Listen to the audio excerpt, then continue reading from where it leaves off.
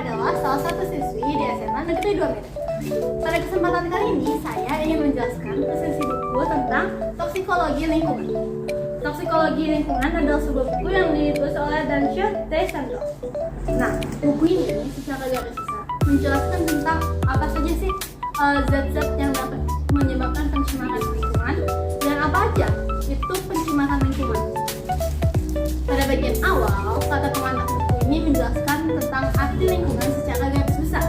Di bagian bab 1, penulis menjelaskan tentang apa itu lingkungan dan juga tentang apa itu pencemaran.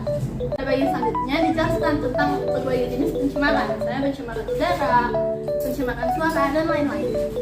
Selain itu, pada buku ini dijelaskan juga tentang beberapa zat yang menyebabkan pencemaran lingkungan, misalnya seperti merkuri dan juga kadmium. Nah, apa aja sih yang saya dapat dari buku ini? Ada beberapa poin yang saya dapat dari buku ini. Salah satunya, buku ini menjelaskan tentang pertanyaan saya.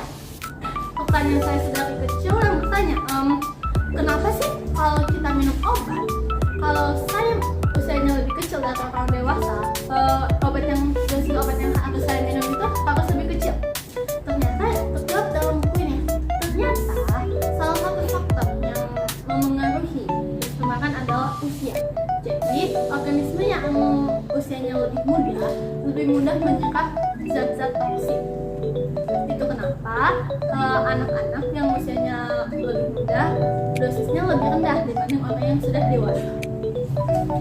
Selain itu, saya membaca buku ini, saya juga memahami tentang kalau ada orang yang bilang manusia yang mempedulikan dirinya sendiri pastinya mempedulikan lingkungan dia juga. Ternyata pencemaran lingkungan itu bisa berefek memengaruhi kita baik secara langsung ataupun tidak langsung. Salah satunya apa? Salah satunya, kalau pernah nggak kita membayangkan kalau kita makan ikan yang kita konsumsi ini udah sehat belum ya? Ikan yang kita konsumsi ini ada zat-zat berbahaya nggak? Faktanya adalah kebanyakan ikan yang kita konsumsi sudah tercemar dengan plastik. Jadi sebetulnya dengan kita membuang sampah sembarangan, baik itu ke sungai ataupun bahkan ke lautan, itu sudah memengaruhi diri kita secara tidak langsung. Akibatnya apa? Akibatnya ikan yang kita konsumsi semuanya terkontaminasi plastik dan pastinya merusak tubuh kita juga. Jadi dengan kita menjaga lingkungan, pastinya kita juga menjaga diri kita, menjaga kualitas kehidupan kita. Buku ini sangat bagus untuk dibaca ya. Karena menurut saya salah satu keunggulan dari buku ini adalah buku ini menggunakan bahasa modern yang mudah dipahami. Walaupun ada kekurangannya adalah bagian daftar pustakanya diletakkan di bagian akhir bab. Jadi kita mungkin harus menggeser beberapa halaman untuk mendapatkan bab baru.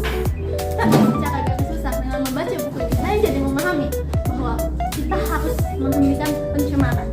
Saya pribadi membaca buku ini dan membuat presentasi tentang buku ini karena saya berharap ada semakin banyak orang yang sadar tentang dampak buruk dari pencemaran lingkungan. Karena itu, mari kita berhenti melakukan pencemaran lingkungan.